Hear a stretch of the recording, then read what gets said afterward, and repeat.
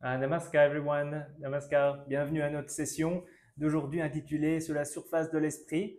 Alors veuillez nous excuser pour certains problèmes techniques qui sont maintenant réglés.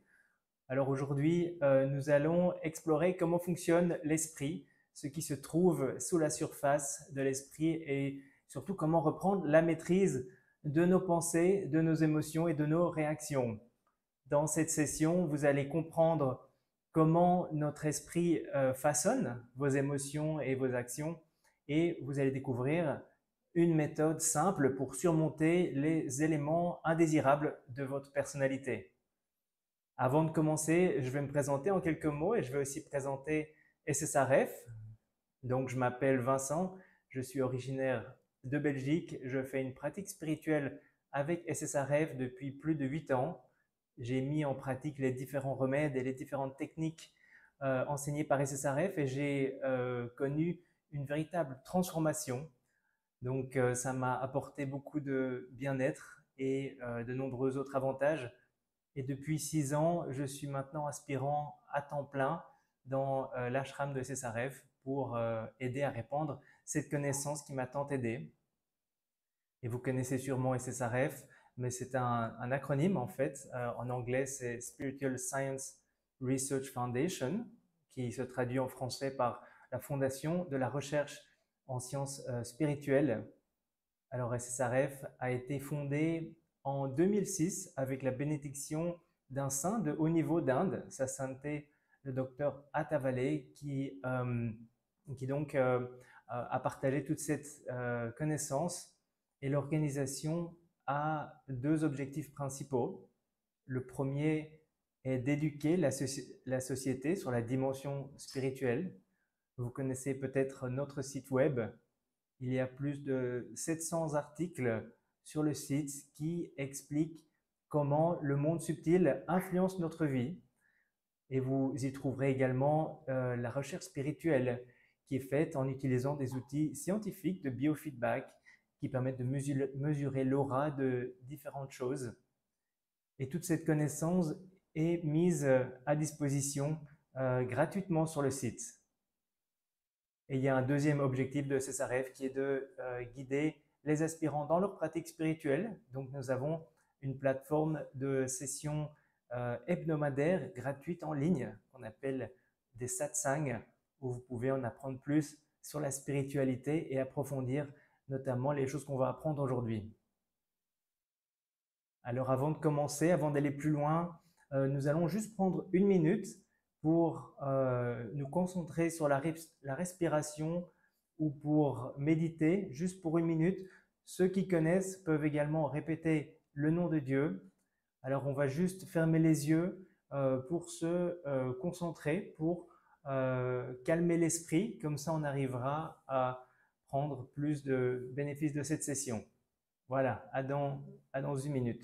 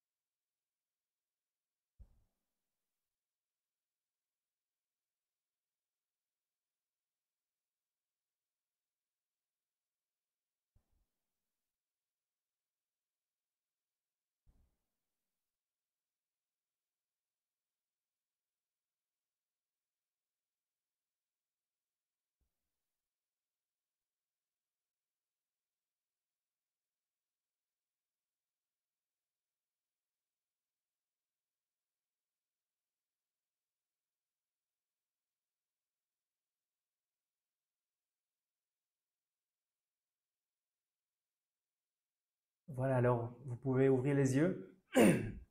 Nous allons donc commencer avec notre topic d'aujourd'hui. Aussi, je voulais préciser qu'au cours de la session, vous pouvez partager vos commentaires dans le chat. C'est une session interactive, donc n'hésitez pas. Dans un premier temps, je vais présenter différents points, différents concepts, et ensuite on aura cette session interactive. Vous pouvez partager, mais tout au long, n'hésitez pas de marquer dans le chat. Alors, je suis sûr que beaucoup d'entre vous avez beaucoup de choses à gérer dans la vie et même beaucoup de gens ont souvent des difficultés à gérer, comme par exemple, ça peut être des exigences professionnelles ou ça peut être des soucis de santé ou certaines préoccupations financières ou des problèmes dans la famille même. Donc, on a tous beaucoup de choses à gérer et il semble qu'on porte comme ça un poids sur nos épaules constamment. Et ce qui se passe, c'est qu'il y a un moment où une situation se passe, ça peut être quelque chose de petit même, comme perdre ses clés ou perdre son téléphone portable, et c'est la goutte d'eau qui fait déborder le vase. Alors, je ne sais pas si cela vous parle, vous pouvez dire aussi dans le chat si par hasard quelque chose comme ça vous est déjà arrivé. Donc, on essaie de gérer jusqu'au moment où ça va plus, la goutte d'eau fait déborder le vase et on s'effondre, on explose. Alors, vous pouvez le mettre si ça vous arrive. Et juste pour vous rassurer, vous n'êtes pas seul. On essaye comme ça de faire face aux situations et notre niveau de stress ne fait qu'augmenter.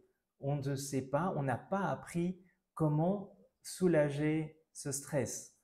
On n'a pas appris à l'école ou à l'université ou au travail. On ne nous a jamais appris comment réduire ce stress. Et c'est pour ça qu'on continue à porter ces difficultés, à porter cette tension et ce stress.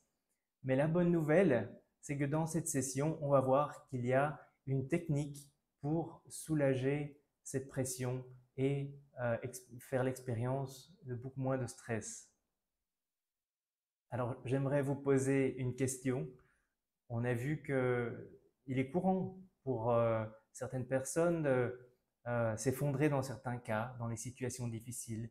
Mais avez-vous peut-être déjà rencontré des personnes qui, elles, au contraire, restent stables, même dans des situations difficiles? Est-ce que si ça vous est déjà arrivé, si vous connaissez des gens comme ça, vous pouvez mettre aussi dans le chat. Et alors on peut se demander pourquoi est-ce que certaines personnes arrivent à mieux supporter le stress que d'autres. Moi, je me rappelle aussi dans mon milieu de travail, je me posais la question comment certains collègues arrivaient à rester calmes en fait dans des situations de travail stressantes. Il y avait beaucoup de choses à gérer alors que moi, je perdais les pieds.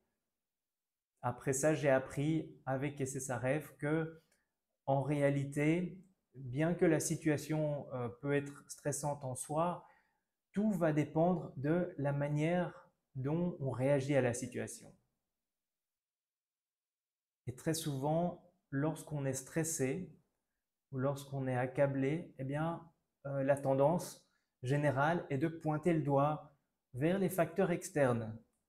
Donc, on va dire je suis stressé à cause des problèmes au travail, ou je vais mal à cause de mes problèmes de santé, ou différentes choses comme ça. On va toujours regarder ces facteurs externes et on va croire que notre stress est uniquement causé par ces facteurs. Et le problème avec ça, c'est qu'on a très peu de contrôle en fait sur ces facteurs externes. Si on a des problèmes financiers, des problèmes au travail, on ne peut pas changer la situation du jour au lendemain. Donc ça augmente cette tension, ce désespoir en fait qu'on peut ressentir. Alors on peut mettre cette diapositive, we can put a slide, cette diapositive qui montre en fait qu'il existe également des facteurs internes qui sont en nous, qui vont déterminer comment on réagit à différentes situations externes. Et ça, ce sont les véritables déclencheurs du stress. Ce sont ces facteurs internes et on va les appeler les défauts de personnalité, qui sont par exemple la colère, la cupidité, l'attachement, la jalousie, la fierté, ou le désir pour différentes choses. Donc, c'est pour ça, en spiritualité, on insiste tant sur ce travail intérieur parce que c'est là que réside vraiment la clé de notre bien-être. Et ça explique notamment pourquoi certaines personnes ont différentes tolérances au stress, pourquoi certaines personnes arrivent à rester calmes dans des situations difficiles alors que d'autres s'effondrent. Parce que chacun va avoir différents facteurs internes ou différents niveaux, degrés de défaut de personnalité. Donc, je vais illustrer ça en fait par un exemple, ça va peut-être être plus clair. Une personne qui a confiance en elle va être contente et heureuse d'aller à un événement social, rencontrer des gens et faire connaissance, raconter des histoires. Mais par contre, une personne qui a moins ou qui a plus d'insécurité, qui est plutôt timide, eh ben, cette personne va trouver cette même situation une source de stress et de tension. Donc pour une même situation, la réponse va être différente en fonction de la personne.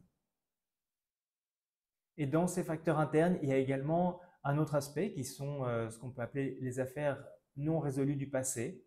Alors de quoi s'agit-il?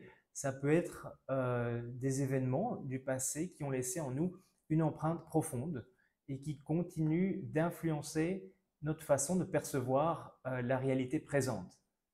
Souvent, on n'en a pas conscience, mais ces événements vont néanmoins filtrer la manière dont on perçoit le présent.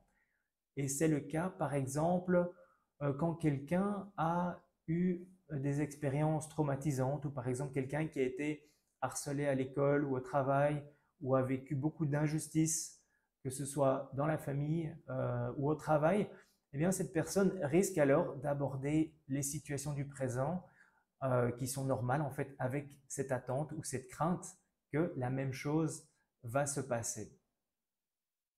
Donc, comme on l'a dit, les facteurs externes, on ne sait pas les changer, mais la bonne nouvelle, c'est qu'on peut faire quelque chose pour réduire ces facteurs internes de stress.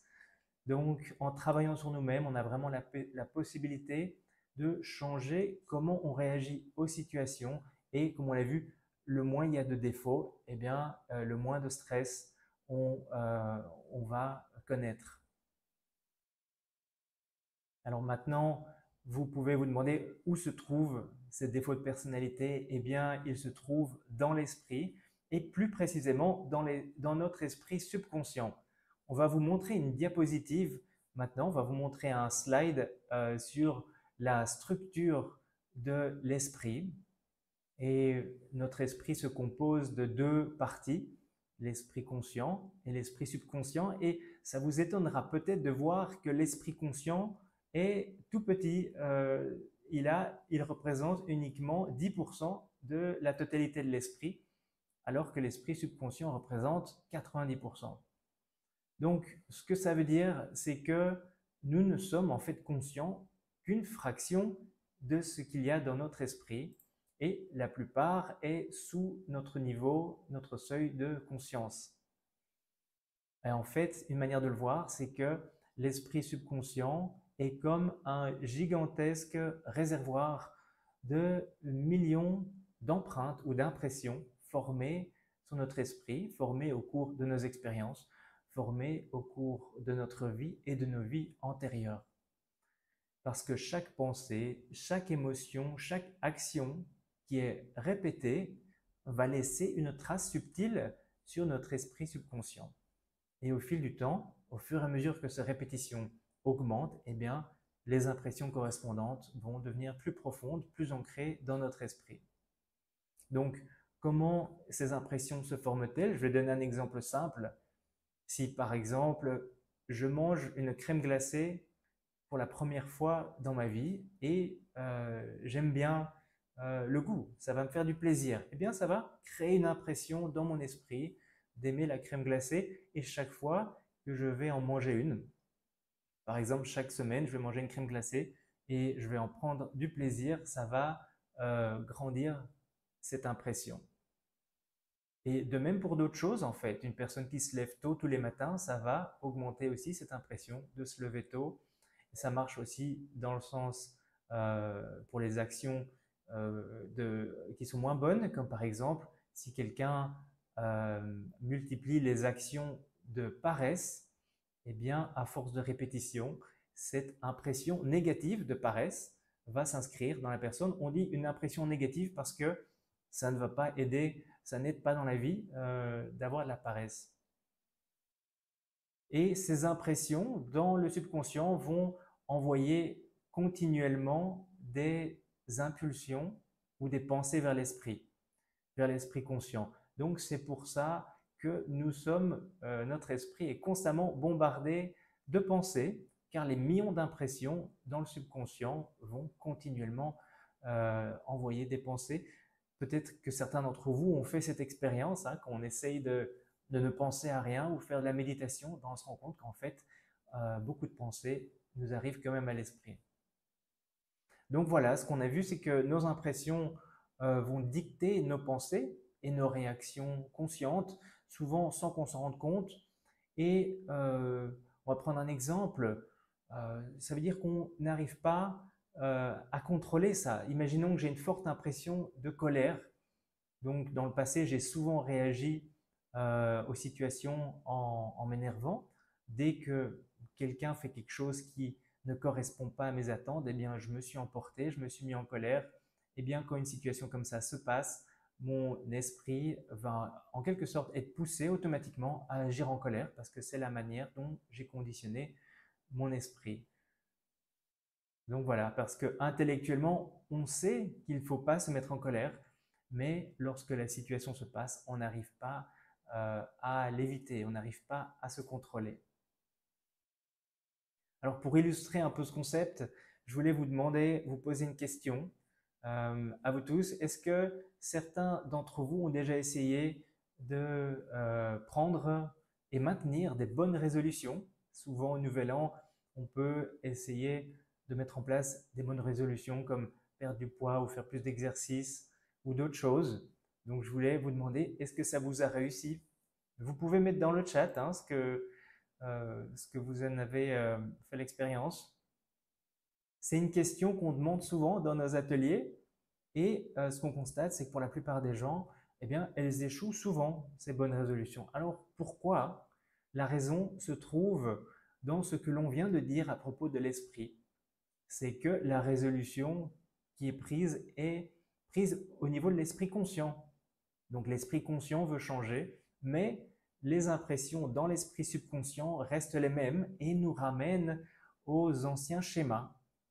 Donc le véritable changement commence uniquement lorsque le subconscient se transforme. Sinon, ça ne marche pas, même si on fait beaucoup d'efforts. Donc pour changer, il faut vraiment avoir une technique qui agit sur l'esprit subconscient. Et comme on a vu dans notre esprit, donc on a des impressions positives qui, elles, correspondent à des qualités comme se lever tôt ou être ponctuel, et on aura des impressions négatives comme la paresse ou l'insécurité, la colère. Et toutes ces impressions ensemble, en fait, vont former notre personnalité. Donc notre personnalité, c'est vraiment un mix de qualités et de défauts. Et comment définir un défaut? Eh bien, simplement, les défauts sont en fait les impressions dans l'esprit qui mènent à des pensées et des actions incorrectes et qui sont en fait néfastes pour nous-mêmes et pour les autres. Alors, concernant les défauts, on va mettre un slide, une diapositive qui va montrer la plupart les défauts qui sont les plus communs pour beaucoup de gens.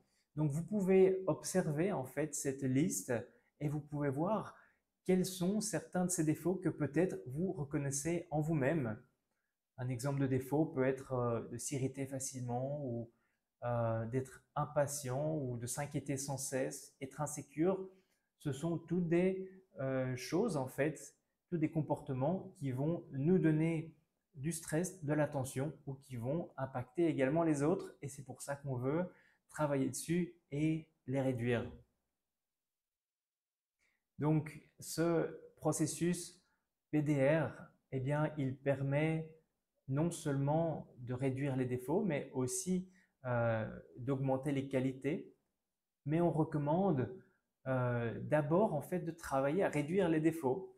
Beaucoup de gens ont du mal à regarder en eux-mêmes ce qui ne va pas et ils préféreraient travailler directement sur augmenter les qualités. Mais tout comme quand on peint un mur, c'est important de peindre sur un mur propre. Donc on enlève d'abord la saleté, on enlève la crasse. Ici, c'est le même principe. Si on essaye de développer des qualités alors qu'on a toujours les défauts qui sont là, eh bien ça va pas marcher. Par exemple, si quelqu'un souhaite développer de l'empathie envers les autres, comprendre les autres, l'amour envers les autres, eh bien, cette personne ne va pas y arriver si elle a des défauts de jugement ou de préjugés qui sont présents et qui sont fortement ancrés. Donc, il faut d'abord réduire les défauts. Alors, comment est-ce qu'on peut faire? Eh bien, SSRF enseigne donc ce processus simple et profond, qui est le processus d'élimination des défauts de personnalité, qu'on appelle aussi le processus PDR. PDR, ça a à faire avec l'anglais, le Personality Defect Removal Process. Donc, c'est le processus PDR qui a en gros deux étapes. Une première étape, on va s'observer et on va essayer d'identifier ce qui ne va pas en nous. Et une deuxième étape, on va analyser ce qu'on a identifié et on va essayer de trouver une solution. Alors, on va mettre une diapositive, le slide suivant, qui montre en fait qu'il y a plusieurs manières de prendre conscience de ce qui ne va pas en nous ou des erreurs que l'on fait. Alors, on utilise le mot erreur pour, ça peut caractériser en fait n'importe quelle pensée ou action ou émotion qui nous donne du stress ou nous donne de la peine ou qui fait de la peine aux autres ou donne du stress aux autres. Donc, la première manière va être en fait de prendre conscience soi-même de ses pensées incorrectes ou ses émotions et actions incorrectes. Donc, c'est ce que l'on appelle l'introspection. Essayer de comprendre ce qui se passe à l'intérieur de nous-mêmes. Il y a une deuxième méthode, c'est qu'on peut également prendre l'aide des autres personnes autour de nous. Donc parfois, nos membres de nos familles ou nos collègues ou nos amis ne manquent pas de nous faire part de leurs observations sur notre comportement. Et ce qu'on peut faire, c'est essayer d'accueillir ces remarques qui comprennent sûrement un fond de vérité. Elles ne sont peut-être pas 100% correctes, mais il y a sûrement un fond de vérité à ce qu'ils disent et on peut essayer de entendre ça, prendre ça en compte pour se comprendre mieux soi-même. Et une troisième méthode, c'est quand on apprend de l'erreur de quelqu'un d'autre. Quelqu'un d'autre, par exemple, se fait réprimander au travail ou dans différentes situations à la maison, eh ben, on peut se demander aussi, tiens, est-ce que par hasard, je fais aussi ce genre d'erreur? Et alors, on peut essayer de s'améliorer comme ça. Voilà, donc à ce stade, n'hésitez pas à penser, vous aussi, à quelles sont les différentes tendances que vous observez chez vous-même. Vous pouvez réfléchir à certaines pensées, certaines actions que peut-être vous faisiez qui peuvent vous impacter ou impacter les autres. Donc, n'hésitez pas à même partager dans le chat toute chose qui vous vient à l'esprit et aussi si vous pouvez voir quel est le défaut de personnalité qui est à l'origine de cette tendance. Ça serait en fait le début de cette introspection. Et alors, ce qu'on recommande également, donc on recommande de faire cette observation de nous-mêmes et on recommande aussi de ne pas tout garder en tête, mais de tenir un petit journal ou un petit tableau qu'on peut mettre à jour tous les jours. Et en prenant quelques minutes comme ça, eh bien, on peut écrire les erreurs ou les petits incidents qu'on a commis, même si ce sont des petites choses. C'est un outil extrêmement puissant de transformation. Donc, on va mettre l'image maintenant du slide ou de la diapositive de ce tableau. Donc, vous voyez un tableau type que l'on peut tenir avec plusieurs colonnes. Et vous voyez, il y a tout d'abord la date.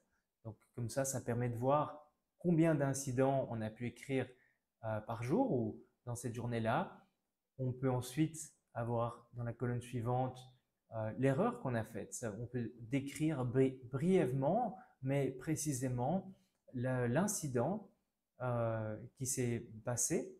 Donc, on peut essayer de rester concis, mais précis, ne pas être trop concis. Donc, si par exemple, il s'est passé quelque chose, j'ai été paresseux, on ne va pas juste marquer j'ai été paresseux, mais on va marquer quelque chose de plus précis comme j'ai été paresseux de nettoyer la cuisine comme je l'avais prévu. Et ensuite, les deux dernières colonnes vont être à propos de notre prise de conscience, à savoir, ça va nous montrer quel est notre niveau de conscience de ces erreurs. Est-ce qu'on en a conscience ou pas? Est-ce que c'est moi-même qui me suis rendu compte de cette erreur ou est-ce que c'est quelqu'un d'autre qui m'en a fait part? Et aussi, on va marquer après combien de temps est-ce que je m'en suis rendu compte. Donc, si je m'en suis rendu compte immédiatement, ça veut dire que j'ai une bonne prise de conscience. Mais si je m'en rends compte que 2 jours plus tard, ça veut dire que je dois travailler en fait à améliorer cette prise de conscience parce que nos erreurs vont impacter les autres et au plus tôt on arrive à rectifier nos erreurs, au plus tôt on arrivera à réduire cet impact. Et ensuite, la colonne suivante, c'est on peut marquer là quel est le défaut. Donc par exemple, ça peut être la paresse ou la colère ou la fierté, l'insécurité. Et ensuite, on peut mettre l'action correcte qui aurait pu être prise dans cette situation au lieu de la mauvaise action qu'on a faite ou quelle aurait pu être la perspective ou la pensée correcte qu'on aurait dû avoir. Donc, ça va en fait nous aider à voir comment on aurait dû agir ou penser. Alors, quels sont les bienfaits de maintenir ce tableau? Eh bien, quand on fait ça chaque jour, ça nous donne une idée de ce qui se passe dans notre esprit subconscient, dont on n'a d'habitude pas conscience. Et on obtient comme ça un portrait sincère de nos tendances dans l'esprit. Donc on va devenir conscient de quels sont les défauts qui se répètent le plus souvent chez nous, quels sont les défauts qui ont le plus d'intensité, et on va savoir sur quoi travailler. On va également pouvoir mesurer notre progrès. Donc peut-être qu'après un certain temps, on va réaliser que certaines erreurs ou certaines tendances ont arrêté. Donc on pourra voir qu'on s'est amélioré. Mais surtout, un des plus gros bénéfices, c'est que quand on le marque sur papier, ça va vraiment motiver notre changement parce qu'on va voir noir sur blanc qu'on a répété une erreur 10 fois par semaine ou 10 fois par jour et ça va nous donner vraiment cette envie de faire quelque chose pour changer. Moi, c'était mon expérience justement avec ce processus, c'est qu'avant de commencer à maintenir mon tableau, eh bien, ma femme me disait Vincent, tu as de la colère, tu es souvent en colère avec nous, la famille. Et moi, je lui disais non, c'est pas vrai, je suis toujours de bonne humeur, je suis toujours jovial, du moins la plupart du temps, c'est pas un problème. Mais quand j'ai commencé à mettre noir sur blanc, justement, à écrire tous les incidents que j'observais en fait au jour le jour, eh bien j'ai réalisé que oui, effectivement, je me mettais en colère 5 fois par jour, 10 fois par jour, et qu'il fallait que ça s'arrête.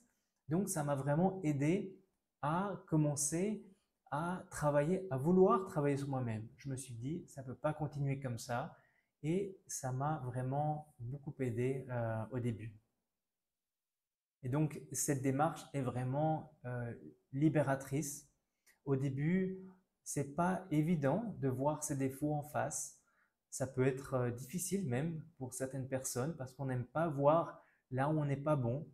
Mais souvenez-vous, on fait ça pour se libérer de ces tendances négatives en fait, de ces schémas qui nous donnent du stress et qui impactent aussi les autres. Donc, il faut reconnaître qu'on n'est pas parfait et ce travail n'est pas là pour nous culpabiliser, mais au contraire, ça va nous donner la possibilité de changer. Et quand on voit ce changement qui se passe, ça procure beaucoup de joie justement. Donc voilà, vous pouvez également essayez de consacrer quelques minutes tous les jours à écrire ce que vous observez sur vous-même. C'est un petit investissement de temps, mais il porte des grands fruits. Et ensuite, une fois qu'on a observé, on va dire, certaines choses sur nous-mêmes, la deuxième étape du processus PDR, ça va être d'analyser, donc de trouver le défaut. Et ensuite, ce qu'on va faire, c'est qu'on va appliquer une solution aussi pour corriger ce défaut. Et ça, c'est l'autosuggestion. Alors, vous avez peut-être déjà entendu sur l'autosuggestion. On va mettre un slide, on va mettre la diapositive sur l'autosuggestion. C'est une suggestion qu'on se répète à soi-même. Plus précisément, c'est une phrase positive, concise et personnalisée que l'on répète à son esprit pour neutraliser une impression négative. Et à terme, ça va éliminer le défaut. En quelque sorte, c'est ça qui va éliminer l'impression négative. Alors, vous connaissez peut-être les affirmations. En quoi est-ce que c'est différent en fait d'une affirmation? Ici, l'autosuggestion, la différence, c'est qu'elle est personnalisée. Elle cible précisément le défaut et la situation spécifique avec vos propres mots simples. Donc, ce n'est pas une phrase générique pour tout le monde, c'est vraiment du sur-mesure pour votre esprit et ainsi, elle résonne beaucoup mieux pour vous car elle parle de vous et de la situation à laquelle vous avez fait face. Deux personnes qui ont le même défaut n'auront pas la même autosuggestion car leurs circonstances et leurs réactions sont différentes. Alors ces autosuggestions, une fois qu'on l'a écrite, une fois qu'on l'a formulée, on fera des séances quotidiennes d'autosuggestion où on va prendre un moment, peut-être quelques minutes, dans le calme pour répéter mentalement cette phrase positive plusieurs fois de suite.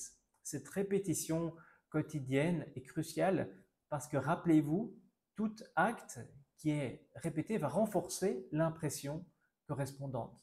Donc plus on répète dans ce cas-ci une phrase positive qui est l'autosuggestion, ça va renforcer une impression positive dans notre esprit qui va peu à peu effacer ou neutraliser l'impression négative correspondante. Donc voilà, maintenant on ne va pas avoir le temps aujourd'hui de rentrer dans tous les détails sur comment formuler les autosuggestions, mais on va vous dire que dans nos satsang hebdomadaires gratuits, vous pouvez en apprendre plus sur l'autosuggestion. On peut d'ailleurs formuler même des autosuggestions pour vous dans ces sessions en ligne et comme ça on vous aidera en fait tout au cours de votre cheminement spirituel à vous aider avec les autosuggestions. Et aussi les autosuggestions, c'est un processus quotidien, donc on va rééduquer jour après jour notre subconscient et ça va mener ses fruits. Ce n'est pas un changement immédiat, mais on peut voir des changements souvent rapidement. Après ça, pour qu'un défaut disparaisse complètement, ça va dépendre en fonction de la sévérité du défaut, mais certains défauts peuvent partir vite, en quelques semaines, d'autres peuvent prendre plus de temps. Dans mon cas, mon expérience avec ça, c'est qu'en mettant en pratique le processus, j'ai connu une véritable transformation. J'avais parlé de la colère juste auparavant. Ce qui s'est passé, c'est que dès que j'ai commencé à travailler sur la colère, j'ai commencé à en devenir de plus en plus conscient. Et j'ai commencé à prendre des autosuggestions qui ont aidé à contrôler ma colère dans les situations que je vivais au jour le jour. Et ça veut dire qu'en quelques semaines, ma colère exprimée a réduit de 30 à 40%. Donc c'était vraiment un gros changement à la maison parce que l'harmonie familiale en fait a augmenté comme ça en quelques semaines, juste en travaillant comme ça, en marquant mes erreurs et en prenant les autosuggestions. Et maintenant, après plusieurs années, je constate avec grande joie que la colère a disparu de 95%. Ça veut dire que la colère peut venir, mais elle reste principalement en interne et elle dure beaucoup moins longtemps. Donc la colère exprimée comme elle était avant ou les commentaires désobligeants, ça c'est par la grâce de Dieu, c'est parti. Donc voilà, et si c'est possible pour moi, c'est possible pour tout le monde et pour vous. D'ailleurs, on a beaucoup d'aspirants qui font la même expérience de ça. C'est pour ça qu'on vous encourage de venir dans nos satsangs. Voilà, donc on arrive à la fin de notre session. Si vous avez des commentaires, n'hésitez pas. Juste pour récapituler en quelques phrases clés, eh bien, on a vu que les difficultés que l'on rencontre sont créées en fait en grande partie par les impressions qui sont dans notre esprit subconscient, que l'on appelle des défauts de personnalité, et qu'il est possible d'identifier et qu'il est possible aussi de réduire ces défauts avec cette technique des autosuggestions. Et quand ça se passe, eh bien, on fait l'expérience libératrice d'avoir moins de tension, moins de stress et on se sent bien mieux. Je tiens également à vous dire que vous n'êtes pas seul dans votre parcours spirituel ou dans votre cheminement du changement, mais vous êtes les bienvenus à venir au satsang SSRF chaque semaine où on pourra vous guider dans ce processus. Et vous verrez aussi comment écrire les erreurs, comment analyser, comment formuler les autosuggestions. Donc, on vous encourage à nous rejoindre. Maintenant, on peut ouvrir en fait les questions à vous qui nous regardez. Si vous avez des questions, des commentaires, ou si vous voulez partager quelque chose qui vous a marqué de cette session, n'hésitez pas à le mettre dans le chat.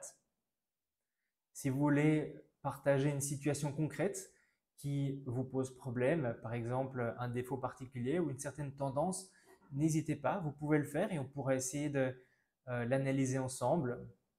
Je peux voir vos commentaires et je pourrai les adresser. Enfin, sachez qu'on est toujours là pour vous avec nos ateliers en ligne gratuits. Et nous avons également des sessions de méditation quotidienne avec Sadhguru Sirek Valley qu'on vous encourage d'assister. Et si par hasard, après cette session, vous avez toujours des questions qui vous viennent à l'esprit, vous pouvez les poser sur notre site web. Voilà, donc on arrive à la fin de cette session. Je tiens à vous remercier d'y avoir participé. J'espère que cela vous a apporté un éclaircissement ou une inspiration à commencer sur ce processus. Et vous verrez, ce cheminement du changement et de la transformation est vraiment libérateur. Donc restons en contact. N'hésitez pas à laisser vos coordonnées si vous souhaitez rester en contact avec nous et être informé de nos événements futurs. Voilà, ou n'hésitez pas à nous suivre aussi sur les réseaux sociaux. Donc, je vous souhaite une excellente fin de journée et à très bientôt.